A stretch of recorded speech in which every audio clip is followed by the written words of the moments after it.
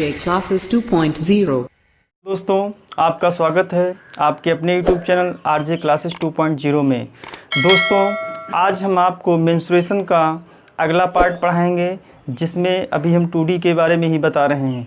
तो इसमें आपका आज का जो टॉपिक होगा वो चतुर्भुज होगा, और चतुर्भुज में आधारित कुछ क्वेश्चन भी कराएंगे। पहले इसका थोड़ा बेसिक बताएंगे आपको, ठीक, उसके बाद हम क्वेश्चन कराएंगे। तो दोस्तों, वीडियो जो है पूरा देखिएगा और लाइक, शेयर और कमेंट करना ना भूलिएगा, ठीक है। तो देखिए दोस्तों, बताते हैं चतुर्भुज के बारे में। तो चतुर्भुज जो होता है, चार भुजाओं से घिरी बंद आकृति को क्या कहते हैं दोस्तों? चतुर्भुज कहते हैं। चतुर्भुज में आपको पढ़ना है आयत पढ़ना है, समांतर चतुर्भुज पढ़ना है, समचतुर्भुज पढ़ना है, वर्ग पढ़ना है, और क्या पढ़ना है? समलंब चतुर्भुज पढ़ना है। इतने आपको पढ़ने हैं इसमें, ठीक है। तो पहले हम आयत की बात करते हैं, जिसको रेक्टेंगल कहते हैं। तो आयत जानते होंगे दोस्तों, जो आयत होता है, आयत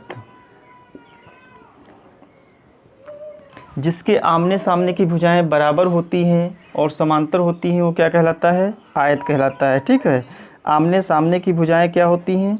समांतर होती हैं और बराबर होती हैं, क्या कहलाता है? आयत, ठीक।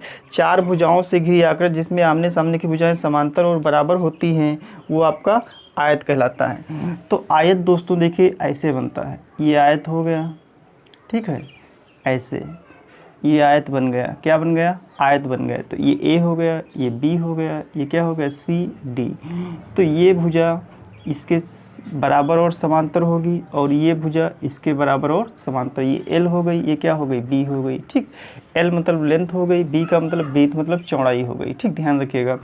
तो यहाँ पे हमसे कुछ प्रॉपर्टीज़ हैं, तो पूछा जाता है आयत का परिमाप क्या होगा, या आयत का क्षेत्रफल क्या होगा, ठीक। इस टाइप से हमसे पूछ दिया जाता है, ठीक है। या विकर्ण, और ये जो होता है आपका विकर्ण होता है। क्या है दोस्तों? ये विकर्ण होता है, जिसको कर्ण भी कहते हैं। क्या कहते हैं? कर्ण कहते हैं।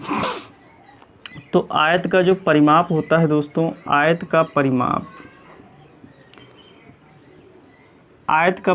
होता है, सभी भुजाओं को जोड़ देंगे तो क्या आ जाएगा? आयत का परिमाप आ जाएगा, ठीक है। तो आयत का परिमाप दोस्तों होता है 2 गुणे लंबाई प्लस चौड़ाई होता है। क्या होता है? 2 गुणे लंबाई प्लस चौड़ाई होता है, ठीक है।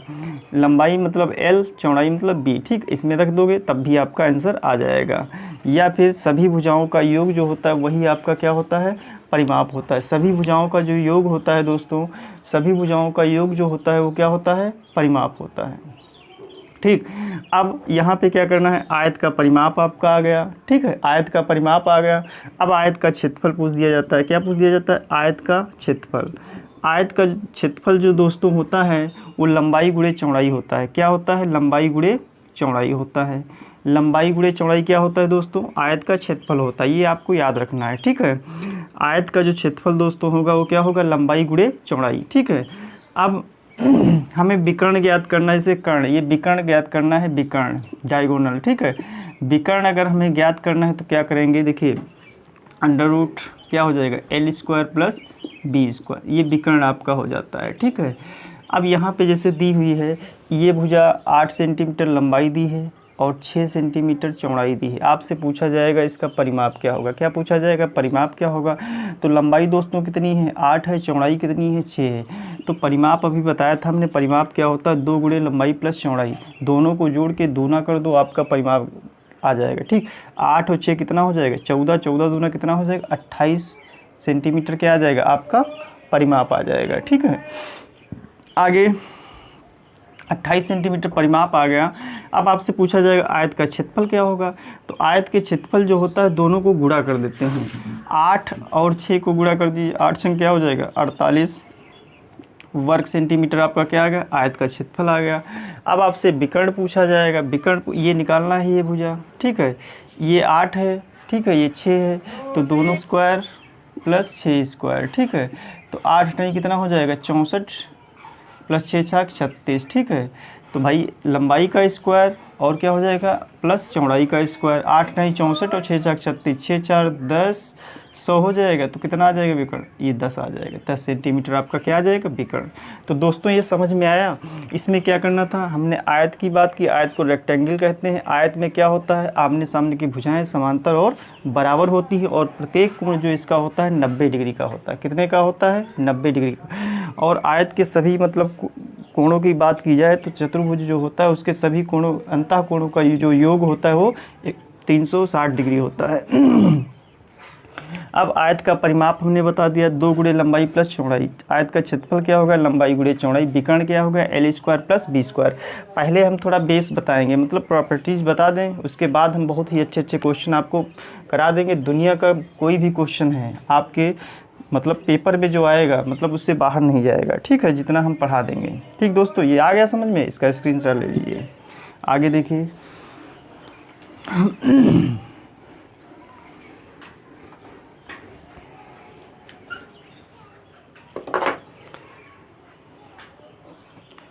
समांतर चतुर्भुज। दूसरा आता है इसमें समांतर चतुर्भुज।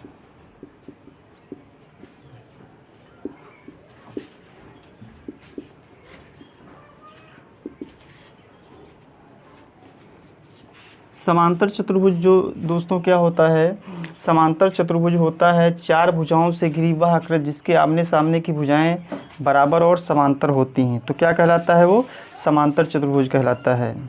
इसमें जो सम्मुख कोण भी बराबर होते हैं। सम्मुख कोण का मतलब क्या है समझते हो, जैसे ये आपका समांतर चतुर्भुज इस टाइप से बनता है, ठीक है, ऐसे ये क्या हो जाएगा, ये समांतर चतुर्भुज हो जाएगा। क्या हो जाएगा, समांतर। ये एल हो गया, ये बी हो गया, ठीक है। तो हमने बताया दोस्तों समांतर चतुर्भुज वह होता है जिसके आमने सामने की भुजाएं बराबर और समांतर होती हैं, वो समांतर चतुर्भुज कहलाता है, ठीक है। तो समांतर चतुर्भुज में एक चीज़ आपको याद रखनी है समांतर चतुर्भुज में, कि इसके जो सम्मुख कोण होते हैं वो क्या होते हैं, सम्मुख कोण जो होते हैं वो क्या होते हैं, बराबर होते हैं। सम्मुख कोण भी, सम्मुख कोण का मतलब होता है आमने सामने के जो कोण होंगे वो क्या होंगे, बराबर होंगे। अब इसके परिमाप की बात की जाए तो परिमाप तो आपका दोस्तों वही होगा, सभी भुजाओं का जो योग होता है वही परिमाप होता है। परिमाप अगर समांतर चतुर्भुज के परिमाप की बात की जाए, परिमाप जो होता है दोस्तों सभी भुजाओं का योग या 2 गुणे लंबाई प्लस चौड़ाई। क्या हो जाएगा, जो आयत का परिमाप होता है वही इसमें होता है। परिमाप में क्या करना, अगर परिमाप की बात आ जाए तो सभी भुजाओं को जोड़ देते हैं, वही आपका क्या हो जाता है, परिमाप आ जाता है, ठीक है। अगर इसके क्षेत्रफल की बात की जाए, जो क्षेत्रफल होता है समांतर चतुर्भुज का, ठीक है, समांतर चतुर्भुज का जो क्षेत्रफल होता है वो आधार गुणे ऊंचाई होता है। क्या है दोस्तों, आधार गुणे ऊंचाई होता है, ध्यान रखिएगा। इसका जो क्षेत्रफल होता है वो आधार गुणे क्या होता है दोस्तों, आधार गुणे ऊंचाई इसका क्षेत्रफल होता है, ठीक, ध्यान रखिएगा। ये समांतर चतुर्भुज की बात थी, ठीक है। समांतर चतुर्भुज में हमने ये बताया कि जो चतुर्भुज वह होता है जिसके सम्मुख कोण बराबर होते हैं, उसके आमने सामने की भुजाएं जो होती हैं समांतर और बराबर होती हैं, ये ध्यान रखिएगा, ठीक। अगर इसके परिमाप की बात की जाए तो 2 गुणे लंबाई प्लस चौड़ाई होता है और क्षेत्रफल इसका आधार गुणे ऊंचाई होता है। अब वर्ग की बात करते हैं।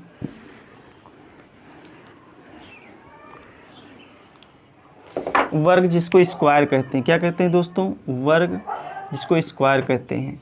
वर्ग जो होता है तो बहुत ही इजी है, जानते होगी, जिसकी सभी भुजाएं बराबर होती हैं वो क्या कहलाता है, वर्ग कहलाता है। और प्रत्येक कोण इसका भी 90 डिग्री का होता है। ऐसे वर्ग बनता है आपका, देखिए ये हो गया, ये वर्ग हो गया आपका, क्या हो गया, वर्ग हो गया। 1 मिनट, ये आपका दोस्तों वर्ग हो गया, क्या हो गया, वर्ग हो गया, ठीक है।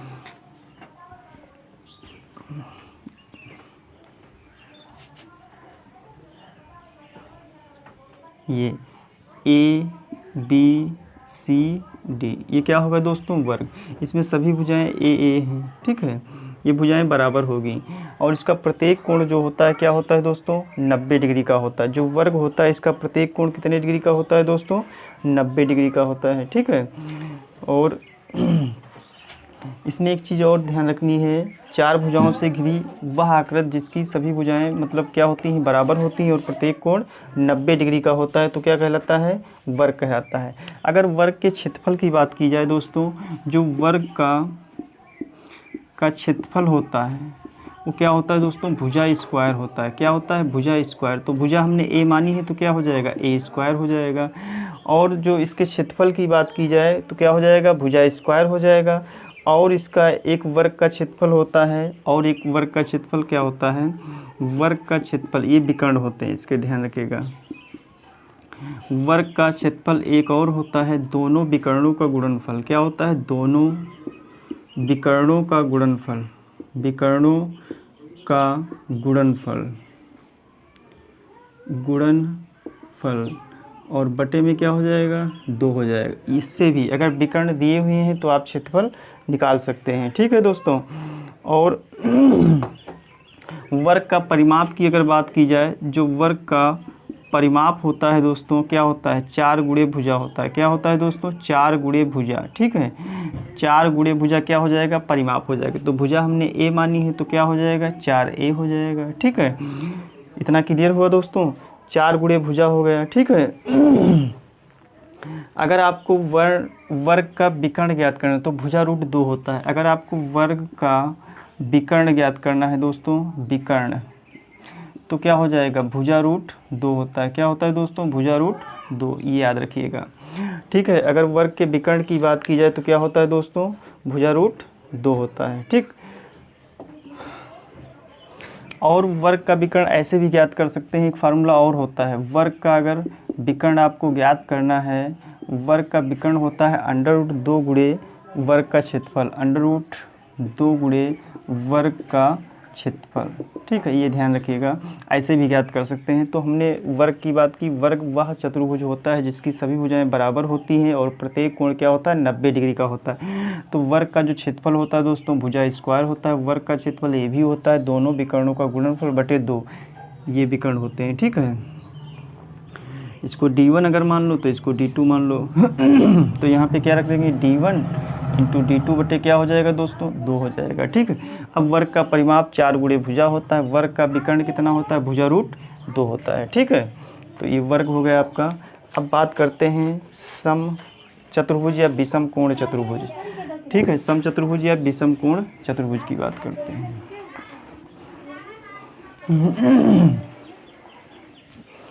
दोस्तों विषम कोण सम चतुर्भुज, इसके नाम से ही लग रहा है, देखो, विषम कोण सम चतुर्भुज, सम चतुर्भुज, विषम कोण सम चतुर्भुज, ठीक है। विषम कोण सम चतुर्भुज क्या होता है, रोम्बस जिसको कहते हैं। 4 भुजाओं से घिरी वह आकृति जिसमें चारों भुजाएं बराबर और समांतर होती हैं, बराबर हो लेकिन एक भी कोण समकोण ना हो, उसे क्या कहते हैं, समचतुर्भुज। क्या कहते हैं, समचतुर्भुज या विषम कोण चतुर्भुज कहते हैं, ठीक, ध्यान रखिएगा। विषम कोण समचतुर्भुज वह होता है जिसकी सभी भुजाएं बराबर होती हैं लेकिन कोई भी कोण इसका समकोण नहीं होता है, ठीक, ध्यान रखिएगा। विषम से मतलब ही, विषम कोण का मतलब ही है क्या है दोस्तों, जिसका एक भी कोण समान ना हो, इस तरीके से बनता है, ठीक है। वर्ग और इसमें अंतर कुछ नहीं, सिर्फ इसमें भुजाएं कोण, प्रत्येक कोण भुजाएं उसमें भी बराबर होती हैं और इसमें भी बराबर होती हैं, लेकिन उसमें जो है प्रत्येक कोण जो होता है 90 डिग्री का होता है, इसमें प्रत्येक कोण 90 डिग्री का नहीं होता, ये ध्यान रखिएगा। तो इसमें भुजा ए है, ये ए है, ये ए है, ठीक है। विषम कोण नाम से ही लग रहा है दोस्तों कि ये विषम कोण है जिसके एक भी कोण समान ना हो। अब भुजाएं तो बराबर होंगी तो इसका परिमाप की अगर बात की जाए, जो परिमाप होता है दोस्तों इसका क्या होता है, 4 गुणे भुजा होता है। क्या होता है, हाँ, 4 गुणे भुजा होता है। यह सभी भुजाओं का योग ही इसका क्या होता है दोस्तों, परिमाप हो जाएगा, ये ध्यान रखिएगा। सभी भुजाओं का योग जो होगा वो परिमाप होगा इसका। सभी भुजाओं का योग जो होगा दोस्तों इसका परिमाप होगा, ठीक। आगे एक चीज़ देख लीजिए समचतुर्भुज में, अब 4a हो गया, सभी भुजाओं 4 गुणे भुजा, ठीक, 4a हो गया। क्या हो गया, 4a हो गया दोस्तों। परिमाप जो होगा क्या होगा, 4 गुणे भुजा या 4a हमने मानी है तो 4a हो जाएगा आपका, ठीक है। अगर इसके डायगोनल, मतलब एक चीज़ और ध्यान रखिएगा, जो विकर्ण हैं, मतलब ये जो विकर्ण हैं, ठीक है, इसके प्रत्येक विकर्ण जो होते हैं ये जो है 90 डिग्री पर समय विभाजित करते हैं, ठीक है। ठीक है। इसमें एक ख़ास बात यही है कि इसके जो विकर्ण होते हैं वो एक दूसरे को 90 डिग्री पर समद्विभाजित करते हैं, ये वाले, ठीक है, ध्यान रखिएगा।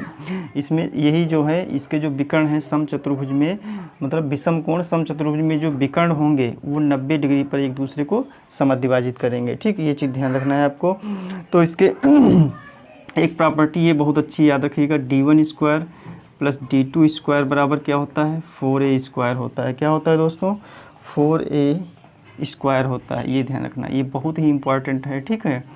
अगर भुजा दी है आपको तो इस तरीके से ज्ञात करें, या दोनों ये दिए हुए हैं विकर्ण तो आप भुजा ज्ञात कर सकते हैं, ठीक है। अब देखिए इसमें आगे देख लीजिए, इसका परिमाप भी हो गया, पैरामीटर हो गया, और एक परिमाप ये भी होता है। परिमाप में आगे ऐसे भी लिख सकते हैं, बराबर 2d1 square plus d2 square, ऐसे भी परिमाप इसका निकाल सकते हैं, ठीक है, d1 square plus d2 square. अगर इसके क्षेत्रफल की बात की जाए, जो क्षेत्रफल होता है समचतुर्भुज या विषम कोण समचतुर्भुज का, दोनों विकर्णों का गुणनफल d1 गुणे d2 बटे क्या हो जाएगा, 2 हो जाएगा, ये क्षेत्रफल की बात हो गई, ठीक। विषम कोण समचतुर्भुज परिमाप बराबर क्या होता है, 4 गुणे भुजा हो जाएगा, 2√d1 square plus d2, d1 मतलब पहला विकर्ण, d2 मतलब दूसरा विकर्ण, ठीक है। अब d1 प्लस d2 स्क्वायर बराबर 4a स्क्वायर भी, ये भी होता है, ध्यान रखिएगा, ठीक है, ये भी एक फार्मूला इसका होता है। और क्षेत्रफल की बात की जाए तो d1 गुणे d2 बटे क्या हो जाएगा दोस्तों, 2 हो जाएगा, क्योंकि ये क्या होता है, दोनों विकर्णों का गुणनफल बटे 2 होता है, ठीक है दोस्तों। इस पे क्वेश्चन जो है आपको हम बाद में कराएंगे, पहले इसे प्रॉपर्टीज समझ लीजिए। इसके बाद आता है आपका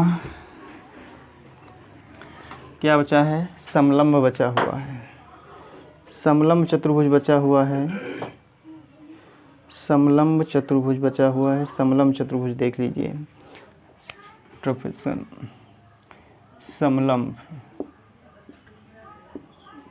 चतुर्भुज, ठीक है, समलंब चतुर्भुज।